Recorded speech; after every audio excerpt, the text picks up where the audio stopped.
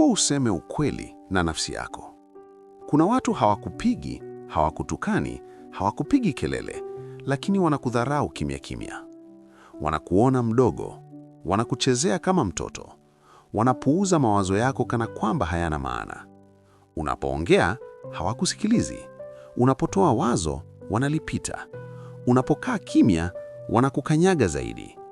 Na mbaya zaidi, unajaribu kuwa mpole zaidi ili wakuheshimu, lakini kadri unavyojaribu, ndivyo wanavyozidi kukupandia kichwani. Ukweli mchungu ni huu: watu hawakudharau kwa sababu wewe ni mbaya. Wanakudharau kwa sababu wameona unaweza kuvumilia.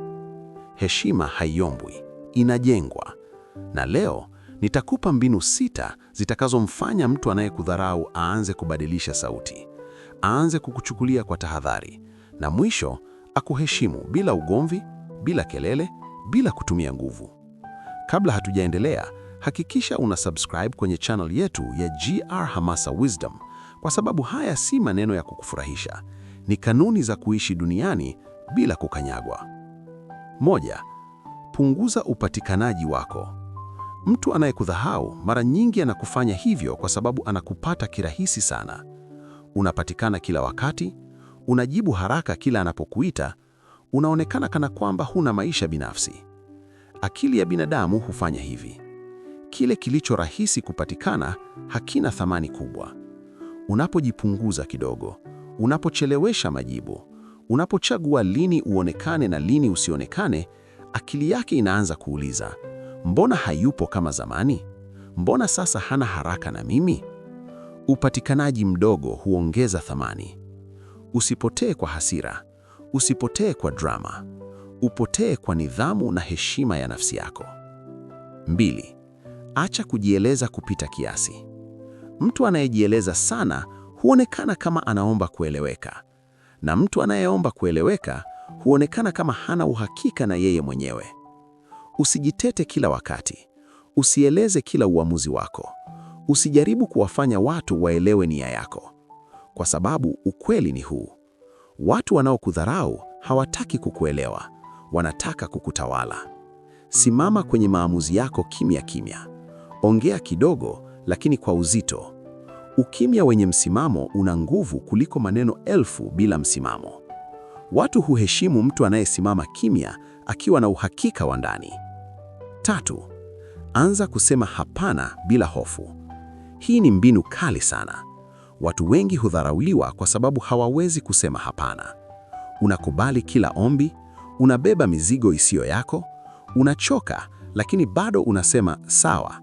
Na polepole watu wanajifunza kuwa unaweza kukanyagwa bila kupiga kelele.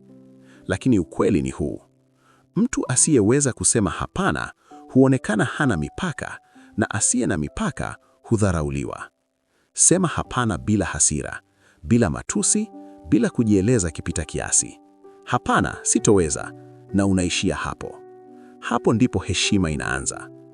4. Boresha lugha ya mwili wako. Heshima huanza kabla hujazungumza.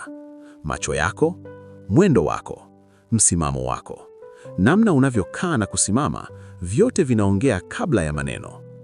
Usiinane mbele ya watu. Usiongee kwa haraka kwa hofu. Usicheke kila kitu ili kukubalika. Simama wima, tazama macho bila kuogopa.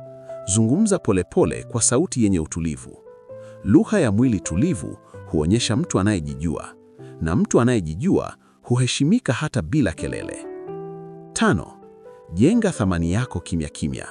Heshima ya kweli haitoki kwenye maneno, inatoka kwenye matokeo. Usitangaze mipango yako, usijitete mtandaoni. Jenga uwezo wako kimya kimya. Jifunze, ongeza ujuzi, boresha maisha yako hatua kwa hatua. Na siku moja, yule aliyekuwa na kudharau atakaa kimya. Sio kwa sababu umezungumza sana, bali kwa sababu matokeo yako yamezungumza kwa niaba yako.